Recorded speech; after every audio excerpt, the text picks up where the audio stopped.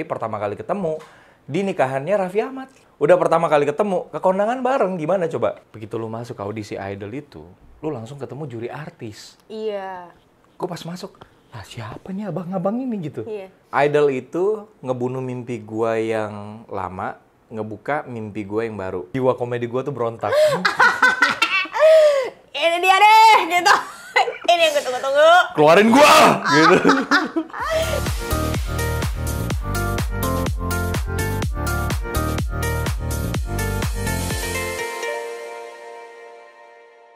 Assalamualaikum warahmatullahi wabarakatuh.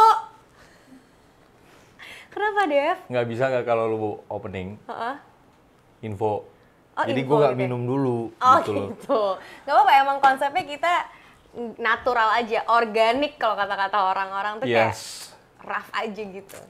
Raf. Rough kapan sih ngasal? Iya benar. Raf itu maksudnya Raf. Iya, kita tuh orang-orang yang rough kan? Yes. Salah dong. Tough. Udah ada Deva Mahendra di sini. Hey! Suaranya mana? Bisa gue bawa orang Makasih ya, dari rumah teman-teman. sendiri nih. Iya dong. Kita di kantor kita berdua sebenarnya. Iya ya? Anggap aja iya dong ceritanya. Oh iya. Iya. Iya. Yes. Hening. Dev, apa kabar, Dev? Alhamdulillah baik. Lu apa kabar sih? Alhamdulillah baik. Makasih udah datang ke sini. Bye all. Lah, kan baru di open. Oh, iya. Jangan langsung di close dong. Deva ini salah satu temen gue yang ngerjain sesuatu tuh sepenuh hati ya, nggak setengah hati. Tetap promo. Tetap Oi. promo. Kok gue nggak dapet kaosnya? Hah? Emang nanti akan dikasih, Dev?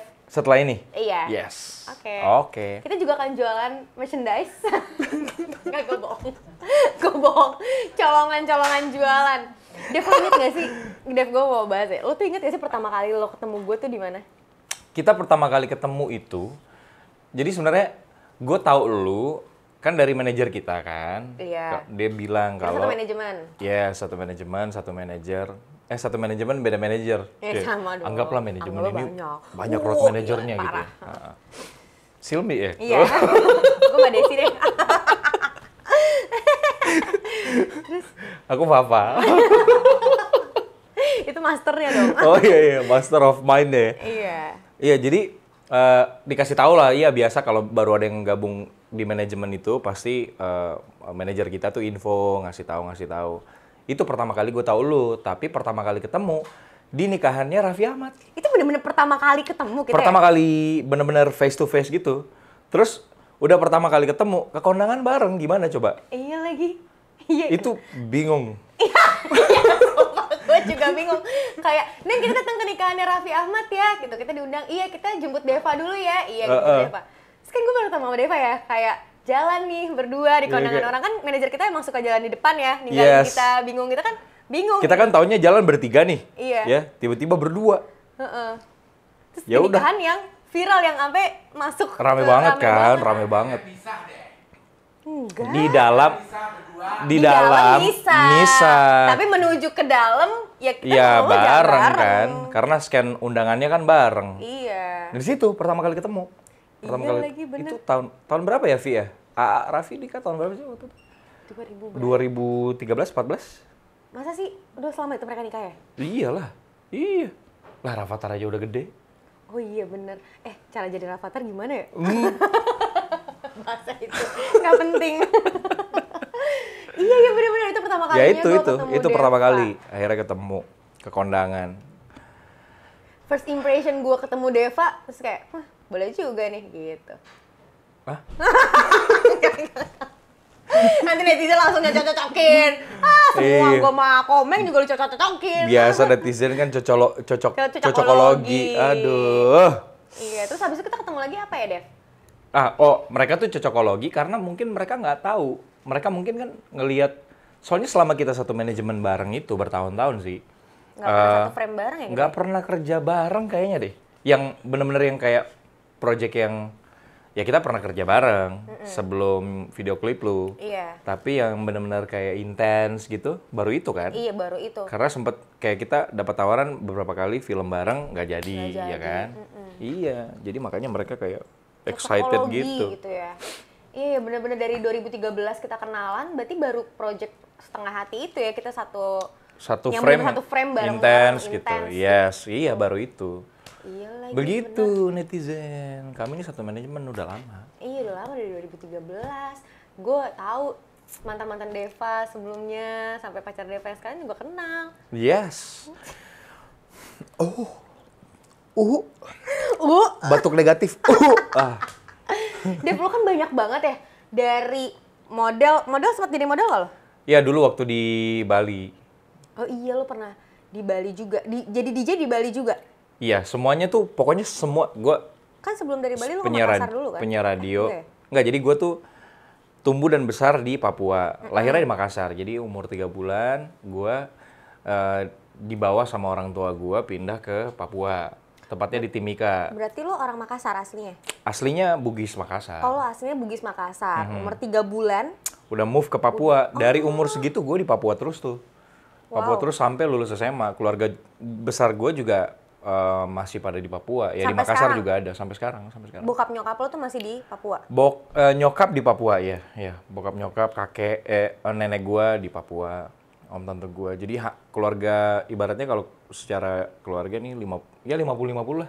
Iya. 50% di Papua, 50% di Makassar gitu. Jadi kalau gua mudik capek sih. Iya lagi, jauh. Jadi harus mampir ke Makassar kan. Terus dari Makassar ke Papua lagi gitu. Jadi budgetnya sih double. Iya lagi. Iya, berat Mana di ke situ. Papua juga mahal tiketnya. Mahal. Apalagi kalau di high season, apalagi mau hari raya gitu-gitu. Mahal banget. Makanya gue jarang pulang. Nah, taruh deh. Berarti kalau misalkan lo di Papua tuh hampir setengah hidup lo, ya kan lo sekarang berapa? 30 Iya bener, ya? 31. 31 udah 2 tahun ya? Gue kan sampai SMA, berarti sampai 17 tahun di sana. Terus abis itu lo pindah ke Makassar untuk idol itu? Enggak, itu gue nggak pindah. Maksudnya cuman apa?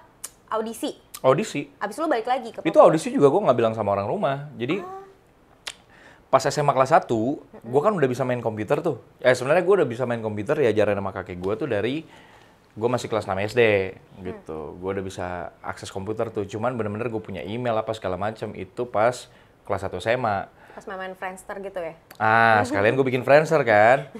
Terus ya udah gue lihat ya kita suka nonton kan Idol tuh kan. Itu tontonan yang ini banget gitu, yang menyatukan Parah keluarga selain sinetron kan gitu. Kita nonton, kita punya idola yang kita dukung nomor berapa gitu. Zaman-zaman Judika, Mike, semua Iya, gitu ya? Apa sebelumnya lagi? Ihsan, Dirli itu juga Iya. happening banget Lo kan. nggak pengen daftar AFI waktu itu? Kan itu juga happening loh. Tia, Booming. Smile. Cuma kayaknya di tahun gue udah mulai apa ya? Udah mulai terlalu banyak dia seasonnya. Dia kan lebih dulu dari Idol kan di Indo. Iya, lebih dulu. Karena kayak menuju puncak gitu kan. Gemilang cahaya.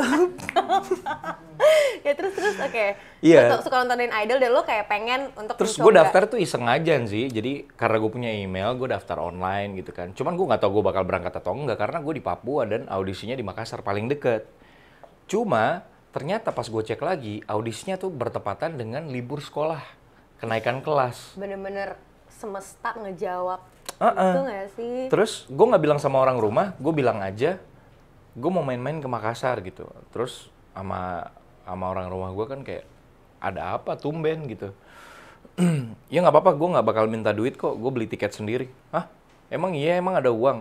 Ada uang gue dari Paskibra. Oh, lu Paskibra juga? Iya, jadi Lu bagian apa Paskibranya? Komandan Peleton Pasukan 45. Komandan Peleton tuh gimana? Jadi giniin sih ya. Nih, kita mulai dari awal ya. Netizen sabar. Sabar, please. Kalau Paskibra itu kan ada pasukan pengibar bendera. Iya. Jadi Gue pernah jadi pasukan pengibar bendera. Iya, itu berarti lu masuk di pasukan 8. Kan itu kayak ini, tanggal 17 bulan 8 1945 gitu. Jadi pasukannya tuh ada yang jumlahnya 17, ada yang 8, ada yang 45. Jadi akan ada 3 baris tuh. Oh, lo yang beneran serius Paskibraka gitu ya? Enggak paskibraka doang. Kalau paskibraka kan yang di istana kan.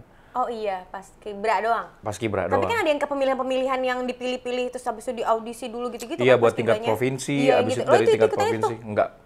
Jadi lo ikutan yang di sekolah aja? Bukan di sekolah, ya tingkat kabupaten lah. Itu tetap aja keren. Karena gue nggak lolos. Oh, lu sempet ikut? Ikutan paskibra. Tapi nggak lolos? Nggak lolos. Karena pas bacain undang-undang aku ketawa. Yaudah, lanjut ini kan Iya, cerita. iya. Oke, pokoknya pernah jadi, kita lagi cerita idol kenapa jadi paskibra? Maafin Iya, gue. maksudnya itu kan modal gua berangkat. Oh iya, itu modal. Hah, paskibra dibayar? Dikasih uang. Lu nggak tahu ya? Gak tahu lagi gue. Pantesan lu gagal. Lu kalau tahu ada uangnya lolos kan? Iya. Iya. Karena aku pasti nggak akan ketawa. Aku pasti fokus. Aku butuh duit dari dulu. Iya dikasih. Kita dikasih sama bupati. Jadi malam pembubaran panitia paskibra, kita diundang satu persatu makan malam. Setelah makan malam, Diamplopin gitu ya? Diamplopin. Dibayar Gue nggak berapa, tahu. Dev? Gue nggak tahu di tempat kalian gimana ya. Gue nggak tahu ya. Kalau di tempat gue sih gitu, diamplopin. Waktu itu gue dapat sekitar 5 juta. Anak kelas 1 saya mah 5 juta. Ah, uang itu yang gue pakai berangkat ke Makassar. Makanya langsung gue puter. Langsung diputerin Langsung gue uangnya. puter. Buat terbang ke Makassar. Terbang ke Makassar. Nah, sama orang sekolah gue, karena liburnya cuma 2 mingguan. 2 mingguan. Libur yang mau naik kelas gitu ya? Yes, liburnya 2 mingguan. Nah, gue tuh nggak tahu kalau ternyata gue audisi di sana sampai lolos terus. Gue pikir kan gue cuma bakal audisi doang, terus pulang kan.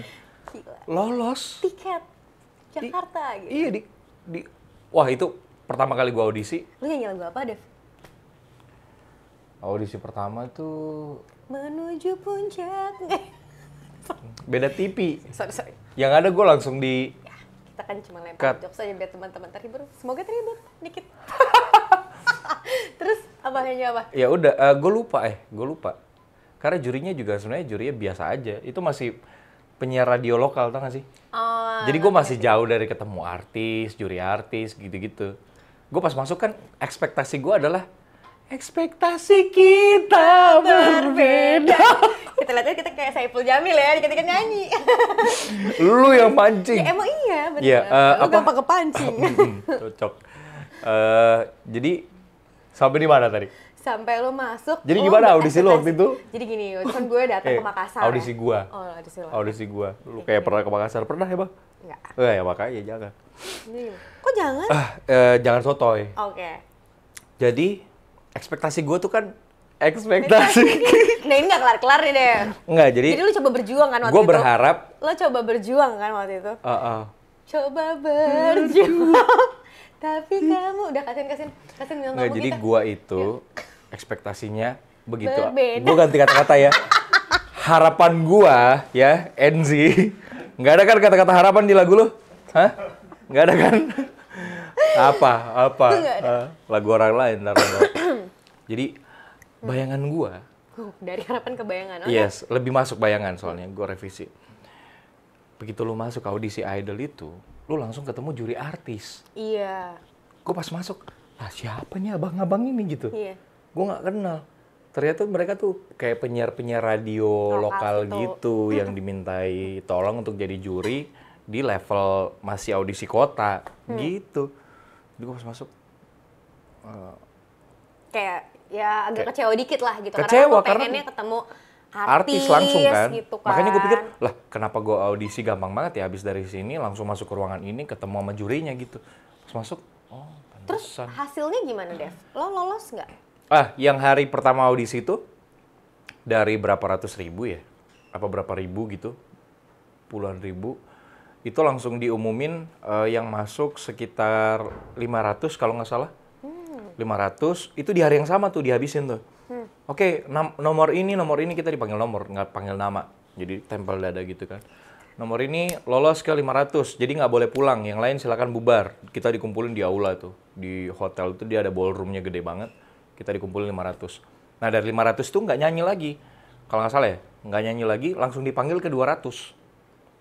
Oh, oke. Jadi nggak ada. Nyanyinya tuh kalau nggak salah, yang hari pertama gue audisi, cuma 1 kali. Kenapa dia nggak langsung ke 200 ya? Ya suka ribet aja kan. Oh, gitu. iya. 500 habis itu Mungkin kita tanya panitia ya. ke 200 gunanya itu? gitu. Ke 200. Habis 200 ke 100. Oh, itu tanpa nyanyi lagi? Tanpa nyanyi lagi. Dari 100 itu baru kayaknya mereka pilih profilnya. Kita disuruh pulang dulu tuh. Yang jelas gue udah masuk 100 besar. Gokil. Mereka pilih profilnya, terus nanti mereka bakal umumin yang masuk 20 besar. Se-Kota Makassar. Itu yang akan by terbang phone. ke Indonesia? Ke Indonesia, ke Jakarta? Emang kita di Republik mana ya audisinya? Saya masih ikut idol sini kok, bukan idol Filipina, Namanya juga, NZ. iya benar. Idol kan Indonesian Idol ya? Enggak ya? Enggak juga bisa Filipina Iya, Idol, iya, bisa cuman juga maksudnya sih. kan kita ngomongin idol lokal kan, Iya. idol sini. Sorry guys. Namanya juga Sorry NZ. Cup. Iya. Ya, jadi, nah yang 20 itu by phone. Hmm. Nah mereka, gue nggak nyangka, gue udah siap-siap pulang, karena gue harus sekolah dong. Nah, Ternyata gue ditelepon, ih gila. kamu lolos 20 besar. Gimana? Sekolah, bisa stay nggak? Ya gue bisa-bisain lah. Gue tuh kan sekolahnya negeri, izin tuh nggak mungkin Nggak sebenarnya. bisa lagi. Sulit. Jadi gue bilang aja, paman gue meninggal. Gue bilang, gue ngomong sama wali kelas gue. Gitu. Kasian tuh pamannya Deva. Lanjut. Padahal paman gue sehat-sehat loh sampai hari ini. Maaf ya. Maaf Om. paman. Maaf. Maaf om. Iya, dikabarin lewat telepon. Saya lolos. Iya. Kamu masih bisa nggak kira-kira kalau stay 2 mingguan?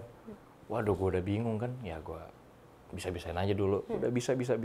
Nah dari 20 itu, Lo sempet kayak ada keluar air mata gitu nggak sih Dev pas lagi dapet telepon itu? Hah? Kayak lo anak SMA kelas 1 gitu di telepon kayak enggak.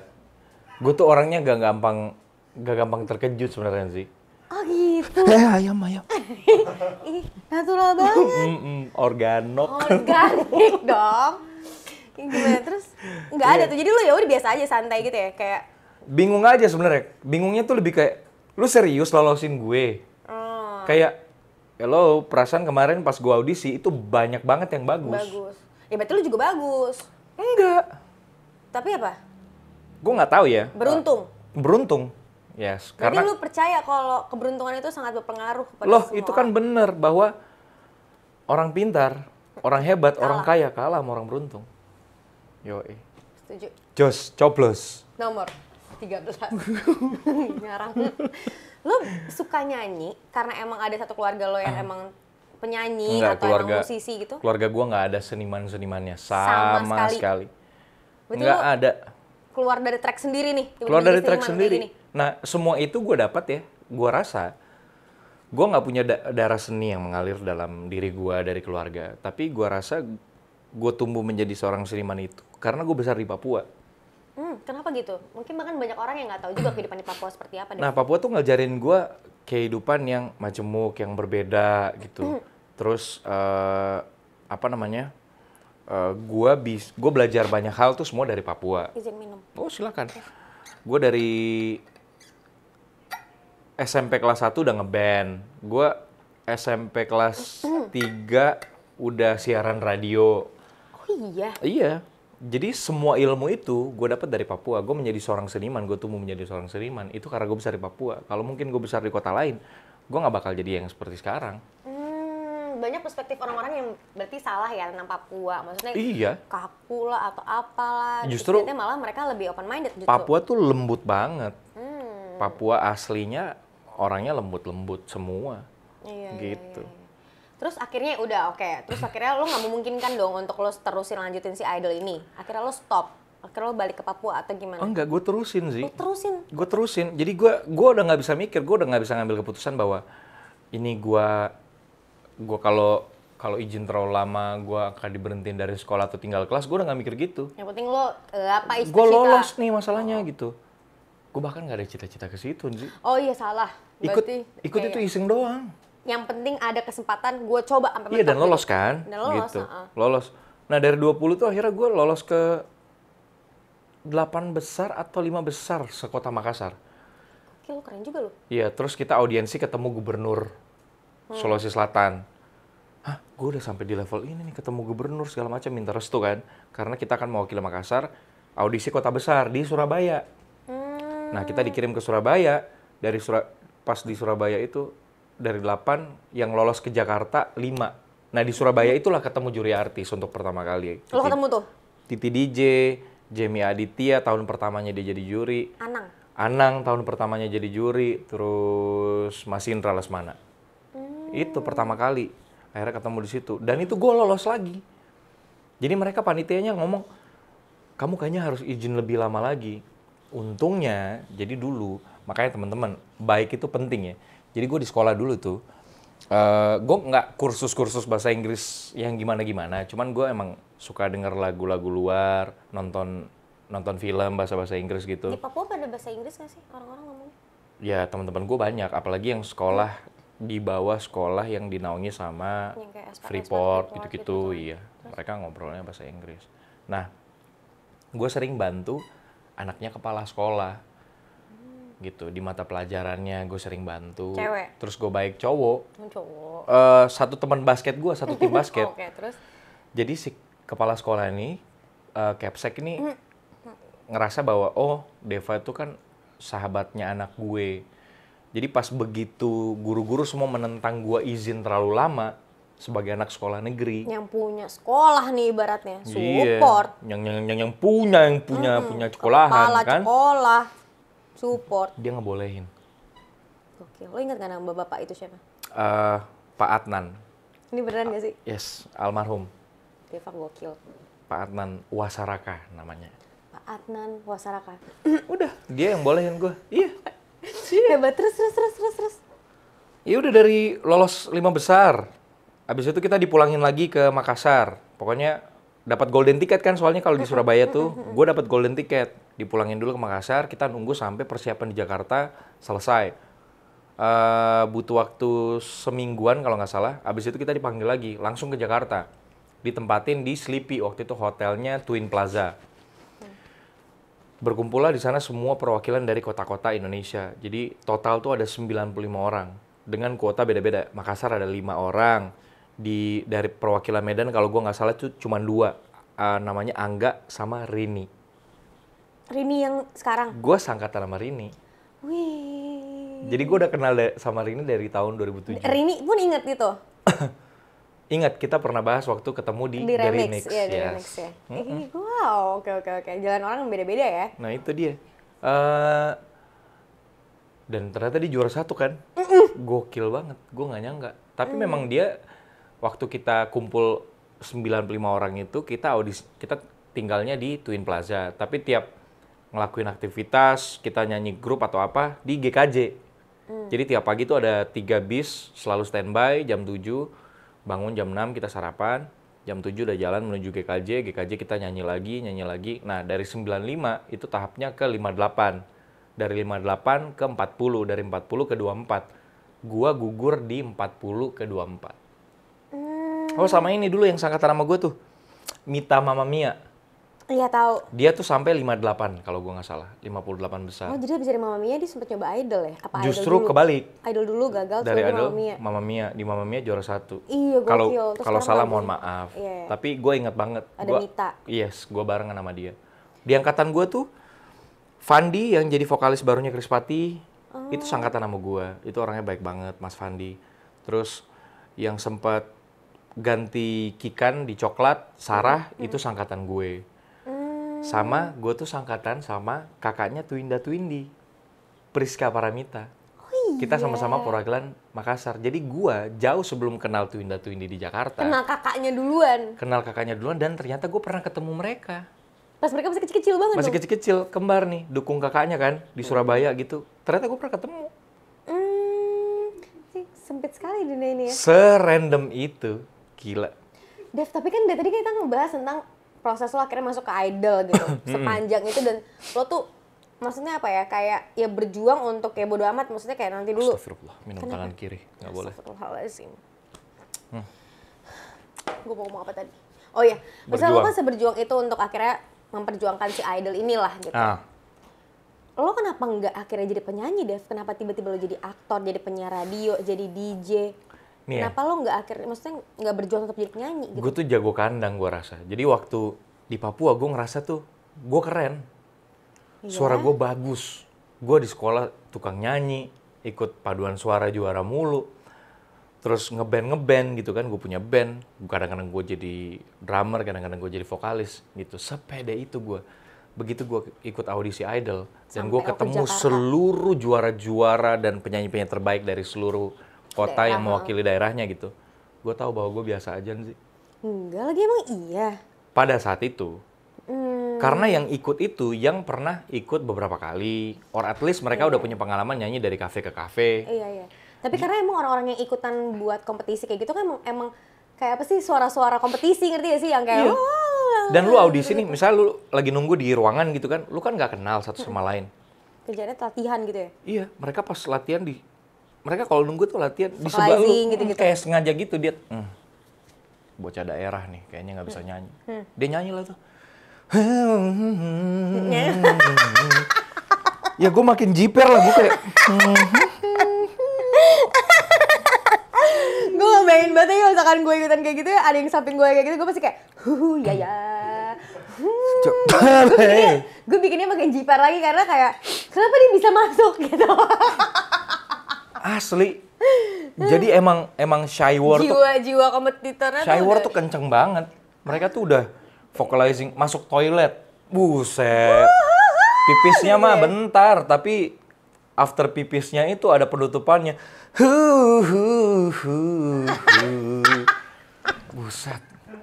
Gue kayak gila. Gue kenapa lolos ya Tuhan?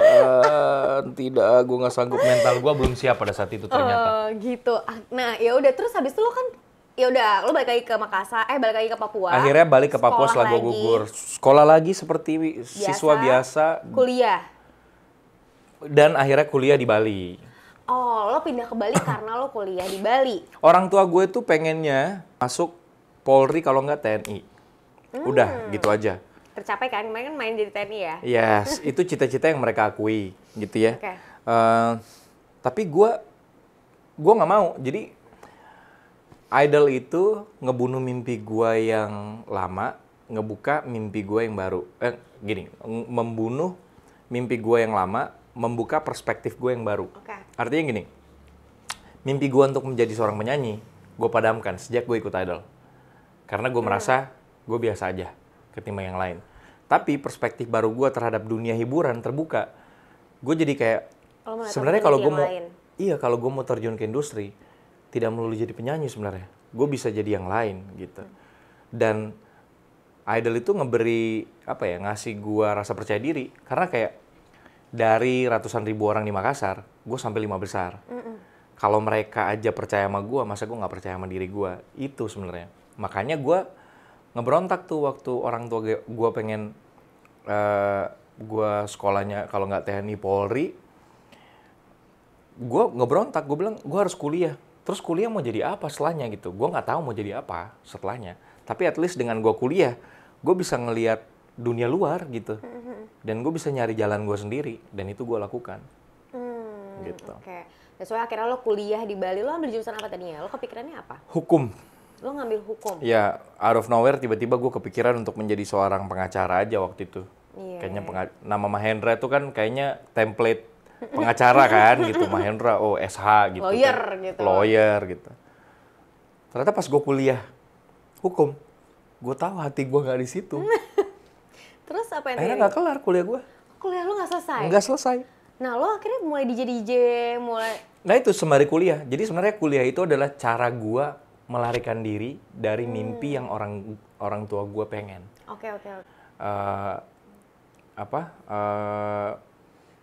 Gue selama kuliah justru gue sibuk dengan kegiatan yang lain. Gue masukin CV gue ke radio. Gue jadi penyiar radio. Sempet tuh jadi penyiar radio di Bali? Di Bali sempet, namanya Elkoga Radio Bali. Terus gue, tapi linknya gitu ya, kalau lu dari radio tuh ngebuka kesempatan kemana-mana. Iya, gue pengen banget jadi penyiar. Jadi? Iya, oke lanjutin gak apa-apa. Cuma ngomong aja. Kan gini ya sebenarnya kan, orang itu kan dari radio, baru masuk TV, dia udah di TV, dia mau balik ke radio. Ini gimana sih dia orang nih? Ya aku kayak Kak Desta sama Kak Gina. Ya kan dia kan dari radio balik ke Iya benar juga sih. dia masuk ke TV, dari TV baru balik ke radio. Itu kan namanya ini, apa namanya? Nostalgia. Nino orang? Ya benar. Yaudah oke lanjut, nggak apa-apa. Iya, ya udah. Jadi pokoknya radio itu ngebuka banyak banget opportunity. Iya dari radio itulah akhirnya gue dapat kesempatan, gue dapat tawaran-tawaran untuk jadi MC. Nah, begitu gua nge-MC ternyata ada, katakanlah kayak dia agensi model ngelihat gua nge-MC, terus kayak dia nawarin, lu mau nggak catwalk? Mau. Hah, catwalk? Iya, di level sini doang, kalau ada Nusa Dua Fashion Festival atau apa, bla bla bla, sama lokal designer, mau nggak? Oh mau, gitu. Uang juga kan, gitu, why not, gitu. Terus dari model-model, akhirnya ketemu komunitas DJ, itu juga dari radio juga tuh. Akhirnya belajar DJ, dari DJ, berapa kali gue main, ada agensi, apa ya, bukan agensi iklan, agensi apa ya, talent. Ngeliat gue nge-DJ, nawarin, mau nggak main FTV? Itu zaman-zaman FTV Bali tuh. Dulu kan FTV semua produksinya Bali kan? Iya, Yoi. DSX gitu-gitu kan. Yes, Bali Itu semua. pertama kali main FTV di DSX Nah, ya, mereka FTV tuh Bali. mereka tuh lagi mentok sama pemain yang katanya pemain lokalnya itu tuh doang. Iya, Coba iya, dong mulai casting yang baru-baru. Masa nggak ada? Gue ditawarin. Cuma pertama kali tawarin, gue nggak ngambil. Karena gue cuman disuruh duduk di taman, terus kayak gitu-gitu doang. Gue bilang gue nggak mau. Nggak mau lah, ngapain? Iya bener. Terus? Masa gini doang, terus kayak peran utamanya lewat kayak gitu. Ya dipasangin clip-on sih. Tapi nggak gitu dong. Iya. Terus gue bilang sama agensinya, gue inget banget namanya Ibu Latifa. Bu, saya mau kalau ada dialog. Ada dialog. Nggak apa-apa jadi ekstras, yang penting berdialog. Gue ngomong, orang harus dengar suara gue. Gitu. Ini tuh yang sesuatu yang bisa gue pelajari dari Deva, dari obrolan kita nih, tadi beberapa menit ini. Lo tuh selalu tahu apa yang lo mau. Lo tahu, Akhirnya lo libur 2 minggu sekolah, lo tahu gue mau daftar idol, Iya. lo berangkat pakai uang seadanya dari paskibra lo itu, kalau gue review ke belakang ya. Lo berangkat, lo persisten untuk tetap lakuin ini sampai di Jakarta. Walaupun gue nggak tahu endingnya gimana. Iya, tapi lo tetap kayak, oke, gue mau ini, gue akan coba sampai mentok. Ya gue lakuin. Lo lakuin. Lo balik lagi, lo tahu lo nggak pengen jadi TNI, gue harus kuliah, gue cabut dari Papua, lo ke Bali. Yes. Terus join CV apa segala macam, ditawarin model, ayo selagi ada uangnya, bahkan ditawarin FTV pun lo mau, tapi lo bisa milih kayak gue maunya yang ada dialognya. Ada dialognya. Itu udah satu bentuk karakter yang banyak orang yang kayak udahlah yang penting gue muncul dulu, ya udahlah yang penting dapat duit. Tapi kalau lo tipikal orang yang mengambil semua pekerjaan yang lo tahu value lo. Karena kalau misalnya waktu itu gue ngebuka pintu untuk si Ibu Latifah menawarkan gue peran tanpa dialog dan gue terima, mungkin peran-peran berikutnya begitu semua. Hebat. Maksud gue itu hebat sih, Dev. Maksudnya lo tahu value di diri lo tuh, banyak orang yang taunya tuh ya udah sambil berjalannya waktu. Ini kan lo belum memulai itu tapi lo udah tahu gitu kayak. Emang songong aja. Enggak, tapi itu bagus sih menurut gue. Dan itu bakal sampai lo terapkan sampai sekarang kan. Sampai sekarang ya. Pekerjaan yang lo ambil itu lo udah pikirin efeknya apa, terus ceritanya seperti apa. Iya kan, bener? Iya bener. Gue makanya kalau sekarang mungkin paling deketnya tuh adalah kayak misalnya endorse sesuatu yang gue nggak pakai, gue nggak suka, gue nggak bakal mau. Gitu. Iya, jadi apapun yang lo hasilkan, apapun karya yang lo berikan itu benar-benar lo lakuinnya itu emang sungguh-sungguh gitu ya. Even cuma nge-review endorsement aja tuh lo tahu produknya bener-bener gitu. Walaupun gue sempet nyesel sih. Kenapa? Waktu gue nolak tawaran Bu Latifah pertama kali itu, gue sempet nyesel karena setelah itu berbulan-bulan dia nggak pernah kontak gue. Gue kayaknya gue salah ya gitu.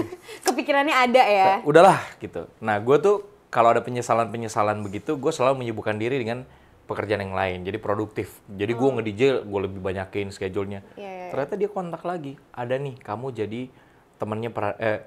kamu jadi pacarnya peran utama, kamu datang di ending FTV-nya. Ceritanya kamu jadi pacar tampan dari Jakarta, menjemput pacarnya. Gue ingat banget itu judulnya Bidadari Rumah Kos. Yang main istrinya Desta. Caca. Terus. Jadi yang cowoknya siapa? Cowoknya tuh ada bertiga. Jadi Bidadari Rumah Kos itu premisnya cewek ngekos di kos-kosan cowok kalau nggak salah. Jadi dia tuh jadi prima donanya lah gitu. Direbutin bertiga ini. Tapi ternyata ujungnya dia mau pacaran yang Jakarta itu. Yes, gitu. Gue datang di ending. Kalau nggak salah waktu itu ada Dian Sidik deh. Ada Dian Sidik. Dian Sidik kan selalu ada tuh dulu FTV Bali. Yes. Siapa lagi ya? Ramonia Tungka mungkin. Nggak, gue lupa. Mas Anggara itu biasa juga. Iya, pokoknya gitu itulah. Ya. Itu pertama lo berarti tuh di FTV yang lo inget. Mm-mm. Oke, abis dari situ lo jadi mulai, itu pertama kalinya lo acting berarti? Pertama kali acting. Dan lo akhirnya jatuh cinta nggak sama acting ini atau kayak masih biasa aja? Gue di sekolah dulu pernah ikut teater sih. Oh, gue liatnya tuh sibuk juga ya di sekolah ya? Iya, Paskibra, lumayan. teater, Karena main kan band. nilai mulai Banyak nurun ya, Wak. Oh gitu ya? Gue tuh... Oh gitu ya, Cong? Oh. Enggak, karena gue banyak kesibukan non-akademis selama gue sekolah, yaitu gue ngeband apa segala macam. Nggak bisa dipungkiri, akademis gue menurun. Iya. Nah, makanya untuk nutupin itu, gue harus jadi siswa berprestasi di sekolah yang membanggakan sekolah gue, tapi lewat jalur non-akademis. Ya itu prestasi itu gue dapat dengan kayak lomba paduan suara, ngeband gue juara 1. Gokil. Gitu. Meskipun nilai ya akhirnya biasa aja, orang rumah nggak ada yang happy. Ya balance lah, balance. Tapi kan non-akademisnya oke. Iya, keluarga gue tuh nggak nganggap yang gitu-gituan kayak, lu siaran radio, hebat. Enggak. Lu ikut kompetisi nyanyi, hebat. Enggak, gitu. Nah, sampai akhirnya lo bisa datang ke Jakarta. Ya sama, jalurnya tetap dari situ, dari FTV itu. Akhirnya gue diajakin casting untuk series 24 episode, 28 episode, 30 ya? Ya 28 episode, tayangnya waktu itu di TV Ikan Terbang. Oh, oke. Jadi itu untuk pertama kali. Indosiar ya? Oke, terus? Jadi untuk pertama kali. Lo bisa nggak kasih cerdas cermat nggak ke gue yang otaknya juga seperempat ini? Oh iya, kan? maaf. Jadi untuk Dilihat ubun-ubun aku guys. untuk pertama kali Indonesia sama Korea Selatan tuh mereka Anjay. kerjasama. Opa-opa. Tuh, contoh Deso. kimchi. Jadi gue mereka untuk pertama kali kerjasama bikin kolaborasi series. Jadi syutingnya tuh di Korea, Jakarta, sama Bali. Nah, mereka cari peran yang di Bali ini. Gitu. Dibukalah casting. Tetap yang ngebawa gue si Ibu Latifah itu. Ibu Latifah, mantap Ibu. Ibu Latifah sehat-sehat selalu ya. Terus, tapi gue bilang, Bu, saya malu kalau saya harus casting sendiri. Terus Akhirnya Ibu Latifah ikutan casting? Enggak juga. Perannya kebetulan dicari laki-laki muda ya. Oke, terus? Gue bilang, bawa anak-anak ibu yang lain gitu. Jadi kesannya saya tuh cuma numpang casting, bukan saya yang niat banget gitu. Ya benar, akhirnya dia melakukan itu. Dan ternyata gue yang lolos. Ternyata gue kepilih. Kasian juga ya tuh anak-anak yang lain buat jadi batang dong. Bemper. Syutingnya 1-2 bulan kalau nggak salah. Nah itu syutingnya kan harusnya set Bali, kelar di Bali. Cuman ya biasa syutingnya. Banyak kendala, akhirnya syuting yang harusnya kelar di Bali, nggak kelar. Jadi mereka nyiasatinnya dibawa ke Jakarta, syuting di Persari, di set kayak Bali. Di Persari kangen banget. Persari masih ada nggak sih? Masih dong. Oh iya toh. Gue ngegas banget ya, gue dibayar sama Persari juga kagak. Betul. Nah gue diminta untuk tinggal di Jakarta 1 bulan. Mereka bayarin kos. Itu pertama kali datang ke Jakarta? Enggak deh kan tadi Indonesia aja dulu deh. Sebelum itu juga, iya sebelum itu juga udah sering ke Jakarta. Sering ke Jakarta juga. Cuman untuk benar-benar tinggal Kerja. lebih dari 1 bulan ya baru itu. Ya dan kerja serius ya bener. Ya udah gue tinggal sebulan di kosin di Tebet, gue ingat banget. Terus? Syuting di Persari. Nah setelah syutingnya kelar, gue mau pulang lah ke Bali dong. Gue ingin kembali ke kehidupan gue seperti biasa gitu. Karena gue nggak ada kepikiran untuk lanjutin. Gue nggak tahu jalannya juga kan. Gue nggak punya Ibu manajer. Latifah kan juga di Bali ya? Ibu Latifah base-nya di Bali ya. Mungkin gue berpikirnya gue akan kembali ke Bali dan Ibu Latifah akan memberikan gue proyek-proyek yang lain. Yes, bener-bener. seindah itu hidup. Pulanglah gue ke Bali. Nggak berapa lama gue ditelepon. Sama Ibu Latifi. Banget aja. Jayus. Ya, terus, Aduh. ini gimana? Ditelepon? Iya, ditelepon sama seorang kawan lah. Jadi seorang kawan itu telepon, terus dia bilang, Mas Dev, jadi dulu dia tuh udah pernah masuk di industri, dia udah main FTV, udah main sinetron, tapi dia sempat pulang ke kampungnya. Terus ceritanya dia mau comeback, dia nyari temen. Akhirnya dia ngontak gue, mau nggak kalau kita ke Jakarta, gue ada temen Jakarta nanti bisa manajerin kita gitu. Karena gue tahu orangnya baik banget gitu ya. Gue gambling aja gitu. Gue gambling, ya udah ke Jakarta, tinggal di Tebet kita ngontrak rumah, patungan. Jadi satu rumah itu isinya ada anak band. Dengan personilnya mereka tuh berapa tuh? 5, 6 ya. Terus Seru banget ya. ada boy band. Ada zaman itu boy band lagi gila-gilaan. Iya emang 2010 sampai 2012, 2014 tuh itu masih lagi boyband. wah. Lo sempet ditawarin boyband gak tapi? Gue nggak mau. Tapi sempet ya? Sempat ditawarin Sempet. berapa kali gue. Cuman gue nggak mau. Ya prinsip kan, gitu. Nggak mau. Terus boy Mas cocok band. loh. You know me Tanpa so bermaksud well. merendahkan boy band enggak. Maksudnya bagus tapi gue nggak melihat diri gue di situ. Iya benar. Gue kalau ngedance guys, nyesel kalian liatnya guys. Bubar guys. Kita ada challenge dance di sini. Oh ya? Iya. I'm so excited. Yes, gue udah belajar dari Tok Tok. Yes, let's go. Oke, terus abis itu pokoknya di situ ada boy band, ada anak band, ada teman lo yang tadi. Ada yang kayak gue, yang memang mau masuk ke industri hiburan, khususnya acting, gitu ada. Kerjaan kita tiap hari naik motor panas-panasan, casting iklan. Sama lagi gue juga casting. Kenapa ya semua orang tuh base-nya tuh Karena itu akses yang kita dapat. Casting iklan dulu, tiap hari dikirimin kan. Yo. Iklan ini, setiap hari stripping ke iklan. Oh, kebalik deh, sorry. Jadi yang bener-bener bikin gue mantep. Gue udah ngerasa sama nih. Enggak. Lo edit aja apa cerita lo gimana? Jadi yang bener-bener bikin gue akhirnya mantap ke Jakarta, jadi setelah gue project yang gue syuting berapa episode itu, mini series itu, gue ditelepon sama Cinemark. Wih, keren dong lo. Yes. Jadi gue, Susah loh Cinemark masuk pada zaman kita dulu awal-awal sih susah banget ya masuk Cinemark. Nggak tahu gue kalau nah sekarang. gue tuh ketemu manajer kita di situ. Di Selagi Cinemark? masa produksi itu. Sama Sofa. Yes. Kenalnya tuh gara-gara series itu. Sinetron. Oh jadi lu sempat main sinetron dulu di Cinemark? Setelah series itu, gue ditawarin jadi peran utama di sinetron. Oh gokil coy. Langsung peran utama. Terus ambil? Ambil. Syutingnya 30-an episode. Apa Oke dong, 28? Dev. Nggak Sama panjang, siapa? nggak panjang. Tetep Syutingnya aja. siang. Sama siapa? Syutingnya siang sama Indah Hindriana. Nah begitu itu selesai, baru akhirnya gue mutusin. Mutusin Indah? Bukan! Oh enggak apa. Itu bisa diedit ya, haha tadi. AC-nya rusak. Jadi gue mutusin untuk tinggal di Jakarta barengan sama teman-teman gue tadi itu. Tadi teman lo tadi telepon itu berarti sesudah lo Cinemark itu? Nah setelah sinetron bungkus kan jobless kan. Iya. Tapi udah tinggal Jakarta nih. Ya udah tiap hari tuh gue ngeladenin teman-teman gue untuk Casting iklan. casting iklan. Padahal kan sebenarnya gue udah main series. Iya, lo udah gue udah main pertama. sinetron gitu kan. Sebenarnya gue tinggal sabar aja nunggu project yang lain. Tapi gue lihat teman-teman gue nih struggling banget. Mereka tuh kayak semangat lah gitu audisi iklan apa segala macam. Gue ikut. Dan gue gue sempet dapet. Apa? Indomie bulan Ramadan, lo kalau di YouTube masih ada tuh. Terus beberapa brand-brand provider dapat gue. Nah yang bikin makin sedihnya tuh, gue sama teman-teman gue ceritanya kan gue nemenin. Yang dapat gue lagi. Iya sering banget deh kayak gitu FTV lagi iklan-iklan. Iya kisah template para artis kan. Tapi bener. Tapi itu kejadian. Emang udah kalau lo ya udah jalan lo ya dapet aja. Iya, gue nemenin. Lo yang dapet. Kan dapat iklan Gaji rokok juga pertama pernah. iklan lo yang paling gede apaan, Fa? Gaji Yang iklan. lo kayak kok dapet gue. Iklan kecil sih. Tapi kan kayak iklan rokok gede dong. Lu jangan bandingin sama budget lu sekarang. Nggak gede-gede Pada amat. zaman itu kan gede dong. Yang gue kaget.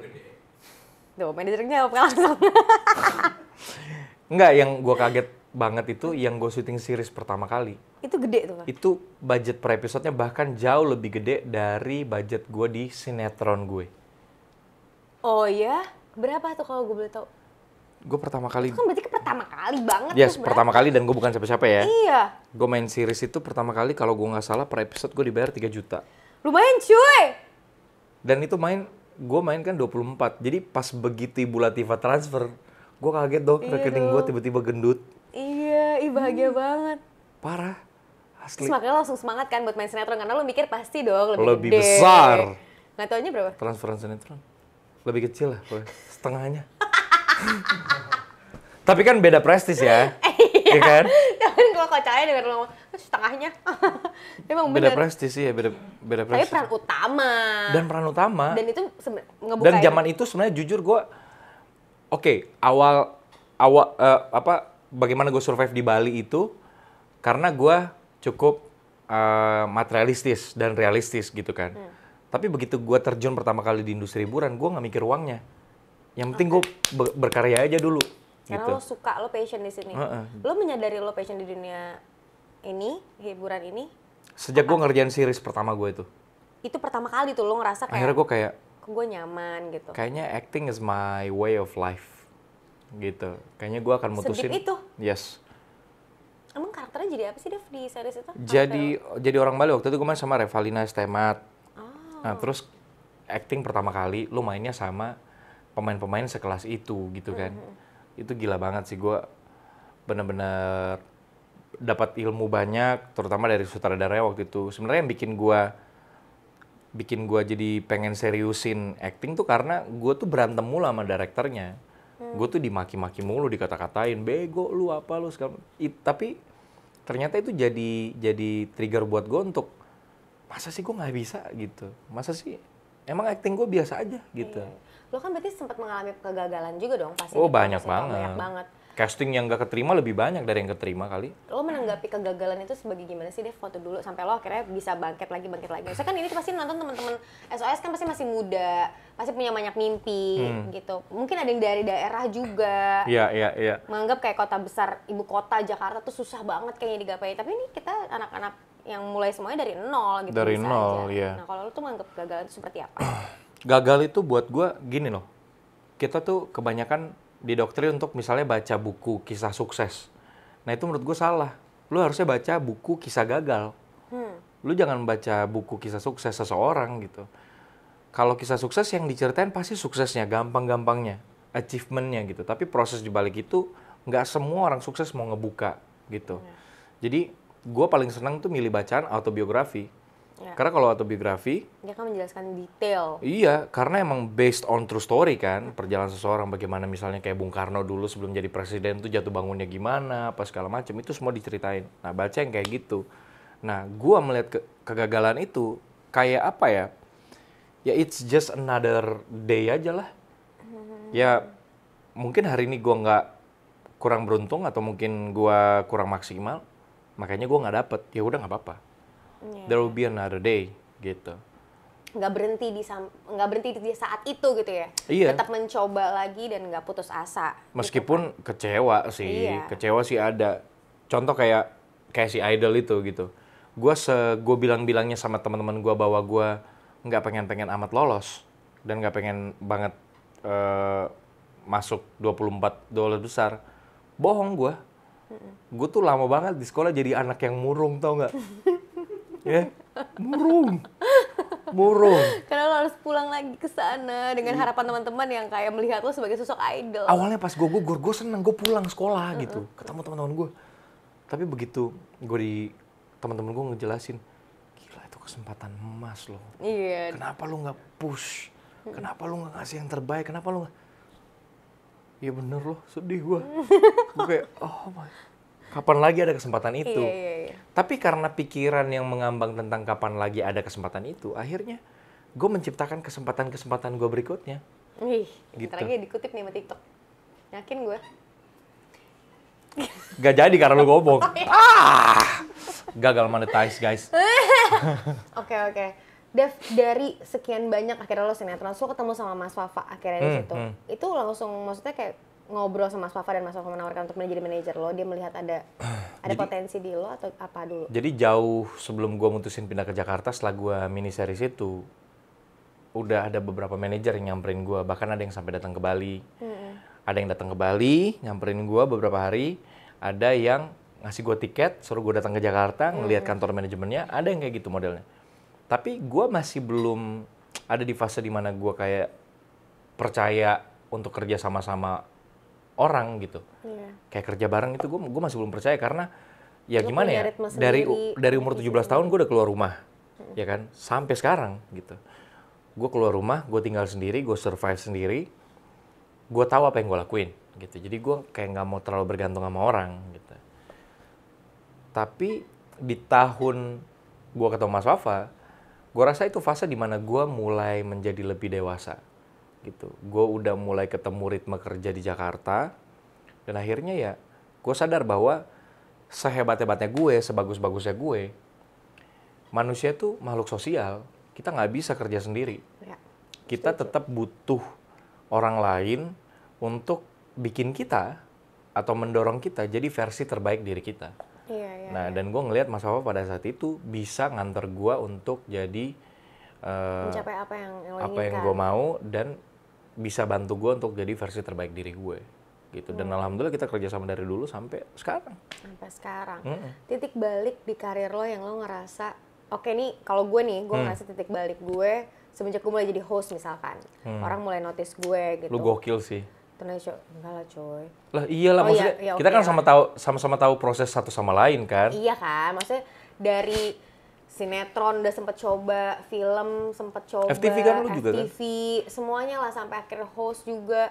Maksudnya titik baliknya adalah momen dari gue mulai 2010, gue 2018, 2017 lah baru mulai orang notice dan maksudnya kayak mulai banyak orang yang kenal, apa suka gitu-gitu kan. Nah kalau lo tuh apa sih Dev, tetangga masa gitu termasuk nggak? Atau ada sebelum itu malah? Tetangga masa gitu tuh blessing yang luar biasa sih buat gue. Iya, sama Karena itu kayak project yang sebenarnya gue sama Mas Fafa ngambil itu karena pertama kita suka ceritanya. Kedua itu di stasiun TV yang memberikan gue kesempatan yang banyak banget. Iya. Net TV tuh ngasih gue ruang untuk bertumbuh gitu. Kita sama-sama jebolan Net TV ya? Oh, kayaknya harus dibikinin jingle ya. Iya. Net TV itu. Ini tapi beneran deh, banyak banget kok yang keluaran dari Net TV yang akhirnya meledak. Maksudnya kalau misalkan emang dia, maksudnya gini, Net TV ngasih kita kesempatan untuk apa ya, untuk berkarya. Ketika udah selesai dari Net, terus lo keluar ke TV lain atau lo mau berkarya di tempat lain, asal lo punya kemampuan dan kemauan, menurut gue dia bisa jadi lebih berkembang. Iya. Gitu. Jadi balik lagi ke pribadi orangnya masing-masing. Cuman menurut gue Net ngasih kita wadah dan ngasih pembelajaran sendiri gitu loh. Iya. Net itu ngasih gua ruang bertumbuh, ngasih gua keluarga baru, Iya. ngasih gua teman-teman yang bisa memberikan kekosongan informasi, yang bisa ngisi kekosongan informasi gua tentang dunia hiburan. Iya. Gue di Entertainment News ketemu teman-teman host Yang senior luar biasa menurut gua. Mereka keren-keren, Safira, Temi Rahadi, Cesar, Maria, Gista, terus siapa lagi? Dominic, Bimo. Tuh, itu keren-keren. Mereka tuh yang bisa dibilang gue meskipun lama di broadcasting, di radio gitu, tapi apa yang gue tahu tentang menjadi host televisi, nah gue belajar itu semua dari mereka, dari produser-produser gue. Terus dari situ gue dikasih ruang lagi untuk acting di iya, tengah Deva gitu. tuh kan sebenarnya base-nya acting ya sebelum host. Iya, ini kita ada project ini nih. Gimana, sitkom? Udah pernah sitkom belum? Belum pernah, pernah sinetron. Coba aja gitu. Coba. Dan dulu tuh nggak, ekspektasi kita tuh nggak muluk-muluk. Gue sama Mas Fafat sebenarnya ngambil project itu pertama karena ya itu dari Net TV juga. Terus ceritanya kita suka dan genrenya beda, sitkom. Dan jam kerjanya Pasti, tetap gitu. ya seminggu cuma, bukan stripping. Iya. Seminggu kita cuma syuting 2-3 hari. Jadi gue masih bisa ngambil film. Ternyata karena peminatnya luar biasa, jadi stripping. Ya nggak Seru nolak, banget nggak sih. nolak juga. Tadinya kan tayangnya cuma Sabtu Minggu tuh sih awal-awal. Lama-lama jadi Senin Jumat, Sabtu Minggunya yang libur. Itu meledaknya Chelsea juga di situ ya, berarti bareng sama kalian tuh. Bintang sama siapa lo, Bastian? Bintang sama Bastian. Nah, gua nggak tahu ya, maksudnya kalau titik balik Chelsea itu di mana. Tapi yang jelas Chelsea sebelum Tetangga Masa Gitu emang udah main film Iya, juga. udah main film juga. Cuma maksud gue kan Sama kayak chemistry gua. lo berdua, ya Bintang dan Bastian tuh gemes-gemesnya lah kan, Iya, versi iya, yang iya. muda baru nikah, yang apa, Sofia sama siapa? Mas Dwi, Mas Dwi, itu yang udah yang lama. udah lamanya gitu kan. Jadi emang perbedaan pasangan yang udah lama Iya, sama yang iya, baru iya. nikah.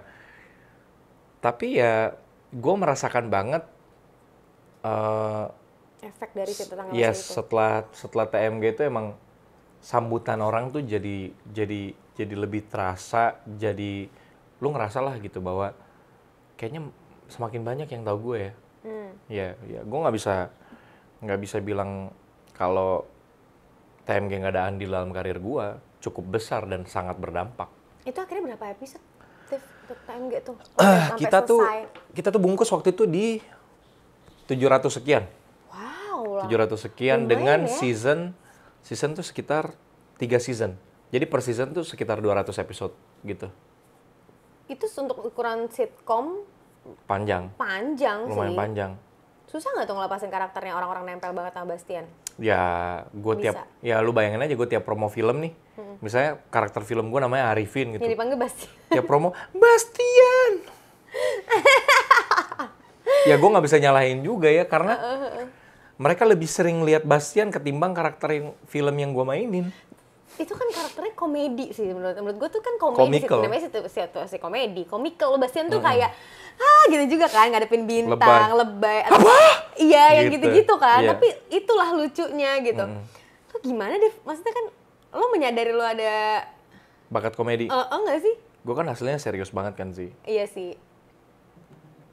Ya. Gue tuh serius banget. Cuman jauh di dalam hati kecil gue. Jiwa komedi gue tuh berontak. Ini dia deh gitu. Ini yang gue tunggu-tunggu. Keluarin gue! Gitu. Jiwa aku. Ya sama kayak lu kan. Lu kan akhirnya bener-bener, Gue dikasih antagonis mulu dulu di sinetron. nah, Anjir, meletek ternyata kan di komedi. komedi gitu. Akhirnya lo merasakan jiwa lo udah berontak nih, saat jadi komedian. Tapi lo juga akhirnya stop untuk gak mau main yang komedian lagi biar orang gak nilai lo sebagai komedian. Enggak, justru gue itu ngambil tetangga masa gitu tuh gue jadiin sebagai ruang gue buat exercise acting. Karena gue bebas di situ kan maininnya. Suka-suka gue kadang-kadang misalnya kayak hal-hal kecil yang lu harusnya kagetnya kan kaget natural gitu kayak. Iya, kayak. Tapi sama gue tuh gue bikin kayak apa? Iya. Hebi gitu. Bisa yang gitu naik turunnya tuh drastis. Jadi itu kayak exercise biar dari mimik, dari gesture.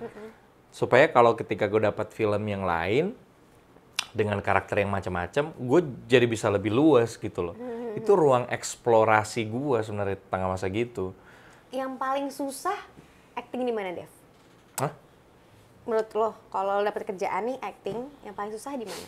Ya pasti semuanya kan bisa pelajarin. Cuman kayak lo ada momen kayak oke juga nih, kayak susah juga nih gue masuk ke dalam karakter ini. Kayak bebannya berat gitu, lumayan gitu. Paling sulit menurut gue ya, jadi diri sendiri loh. Lo pernah emang dapat karakter jadi diri lo? Bukan, maksudnya kayak ketika lu, kayak gue dulu jadi host dari Mix, itu menurut gue lebih stressful. Iya sih. Kalau kita berakting, itu enak, gue paling happy. Jadi menurut gue tuh acting gak ada yang sulit, karena lu sembunyi di balik sebuah peran. Iya. Lo Jadi- masuk ke jiwa yang udah dibuat di karakter itu. Iya, gitu kan? jadi kalau misalnya lu nggak bisa dijudge, orang nggak bisa ngejudge, ih Deva kacau nih, filmnya minum-minum nih, bla bla. Enggak, dia Itu nggak kan ada peran, Deva. gitu kan. Yang sulit tuh jadi diri sendiri. Ketika gue dapat kerjaan yang mengharuskan gue menjadi Deva, karena Kayak host gitu ya. ketika gue udah oke, jadi Deva, gue nggak punya tempat sembunyi nih kan. Nah itu gue suka grogi di remix tuh bukan main, gue hancurnya tuh. Groginya minta ampun. Tapi bagus gitu, lo berhasil. Hah? Lo berhasil kan di remix? Ya yang nonton, tapi kan yang dibalik prosesnya tuh Ancur-ancuran ya? tahu banget lah gitu. Tim kreatif, produser, bagaimana ngelihat Deva tegang, sampai mau biru, sampai mau pingsan. Cuman kan gue tahan, kita kan rough. Rafa, maaf dong. Dari semua pekerjaan yang udah lo coba, lo paling suka yang mana? Ini sebenarnya pertanyaan standar sih, tapi lo pasti ada lah, lebih kemana tuh pasti ada, nggak mungkin nggak? Iya. Gue sering banget emang ditanyain paling suka yang mana. Kalau gue sampai saat ini, gue pasti tetap akan bilang acting. Gitu, acting. Cuma kalau disuruh milih juga gue pasti akan milih acting, karena nggak bisa dipungkiri gue jadi Deva yang sekarang, gue bertumbuh jadi pribadi yang seperti sekarang, itu semua kurang lebih gue dapat intensitasnya lebih banyak dari acting. Karena kalau kita buka nih, misalnya kayak portfolio gue sekarang, Deva paling banyak projectnya acting, ketimbang nge-host di acara apa gitu kan, ketimbang jadi bintang iklan apa gitu. Jadi yang shaping me as a character adalah acting. Jadi gue pasti akan milih acting. Dulu gue paling sulit tuh jawab, nyanyi atau acting, host atau acting. Wah gue nggak bisa milih. Sekarang gue bisa, gue milih acting. Tapi tidak berarti gue menutup kesempatan dan kemungkinan gue untuk mencoba hal-hal lain atau mungkin kembali menjadi host atau apa. Karena host bagus banget loh. Iya. Nambah skill lu as a person untuk karena kita kan syuting nggak mungkin nggak bergaul dong, nggak mungkin nggak berbaur sama kru sama pemain-pemain lain. Dan nggak mungkin nggak tahu bahan, maksudnya kayak project ini tentang apa gitu Iya. kan. Lo kayak The Remix ya, lo harus tahu tentang musik, apa yang berhubungan sama karakter orang-orang yang lo Mau nggak mau juga. maksa lu belajar. Iya, mau nggak mau harus Iya. belajar gitu, karena lo jadi face off-nya kan yang menjelaskan semua produknya. Oke, kita mau masuk ke buku kejujuran nih. Kita mau tes lo seberapa jujur ya sama Au. lo. Karena kita udah ngobrol sejam tentang karir lo. Emang sejam ya? Kita udah sejam loh. Emang gini, Gokil. gokil ya. Terasa banget. Harusnya nggak Kita berasa masuk ya. ke buku kejujuran ya.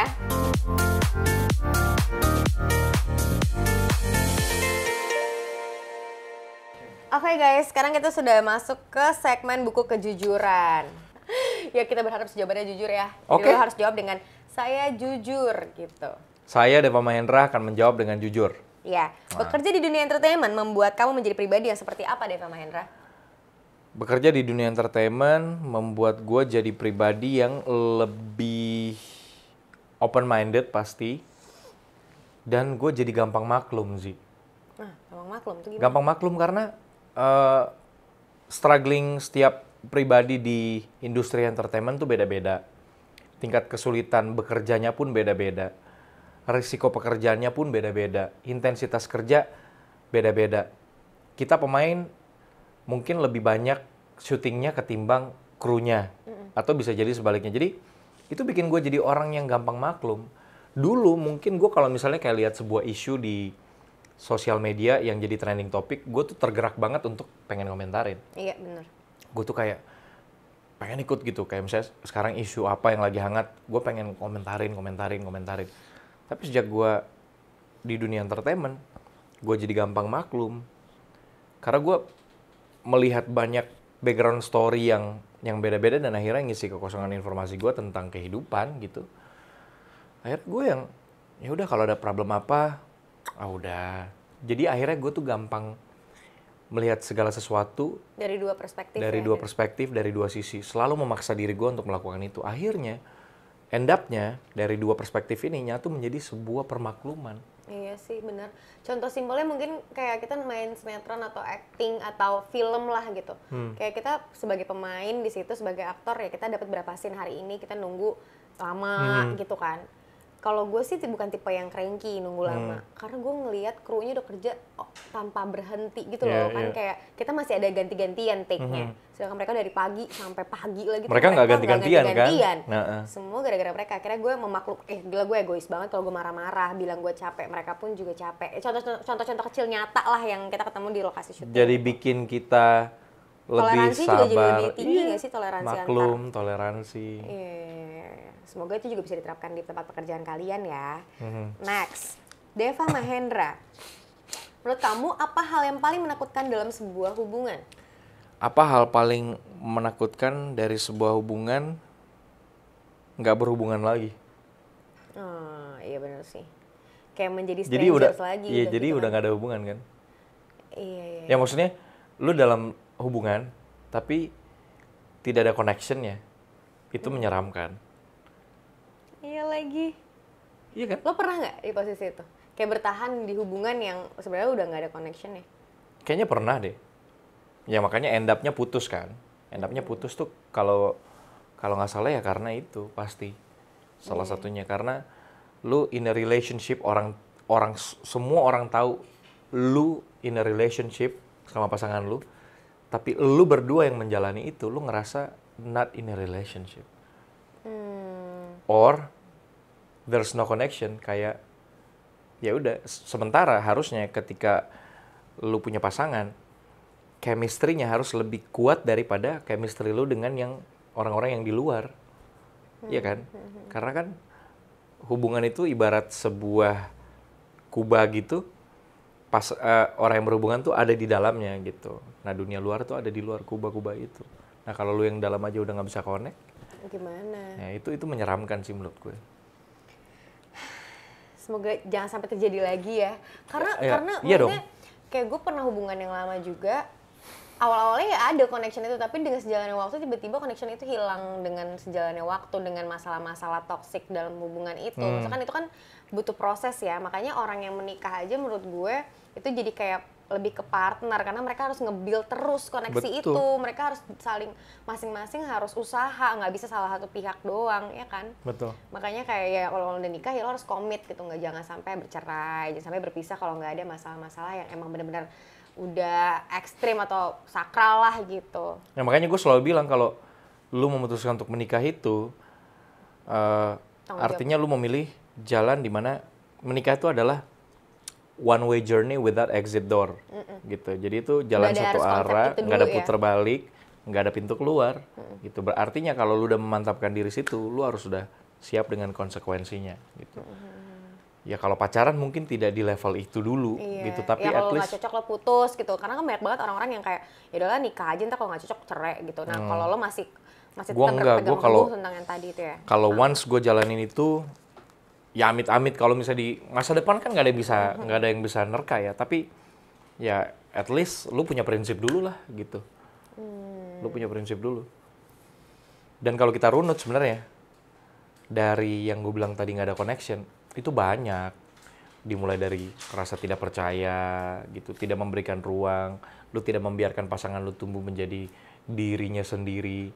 Karena sebenarnya kan ketika lu nyari manajer aja pengen jadi best version of yourself kan? Iya, gue mau pasangan gitu. Karena gue yakin manajer gue bisa push gue jadi the best version of Deva Mahendra gitu. Begitupun juga pasangan. Bukan berarti ketika lu mengikat diri dan janji kepada seseorang, lu juga membunuh karakter lu, jangan dong. Justru harusnya partner lu itu adalah partner yang paling bisa bikin lu jadi diri lu. Gitu. Kita mendapatkan quotes dari Deva Mahendra. Deva, thank you so much udah mampir ke SOS. Thank you. Terima kasih udah sharing pengalaman hidup lo. Dari Deva kita belajar kalau kita tuh harus tahu apa yang kita mau dulu, baru kita bisa mencapai cita-cita kita. Ya nggak sih? Dan sembari lu, dan kalaupun misalnya lu belum tahu, lu end up-nya lu pengen jadi apa atau mau jadi apa, kuncinya satu sih sebenarnya sih. Coba dulu.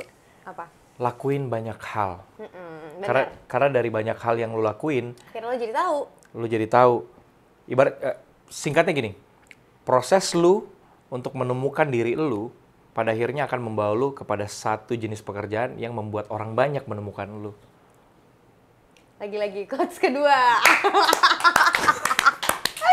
Seru ya guys, tadi gue mikirnya gue bakal ngakak-ngakak sama Deva, tapi ternyata banyak hal yang inspiratif ya, karena kan emang sebenarnya obrolan nggak harus isinya ketawa-tawa doang, tapi karena kita butuh obrolan yang kayak gini juga. Kita kalau ketemu, kebanyakan bercanda. Iya, makanya. Kayaknya baru bener-bener ngobrol yang serius-serius banget tuh ini lagi, sekarang ini. Iya, kita lanjutin apa? Terus episode Enzi dan Deva mengulik Deva Teguh.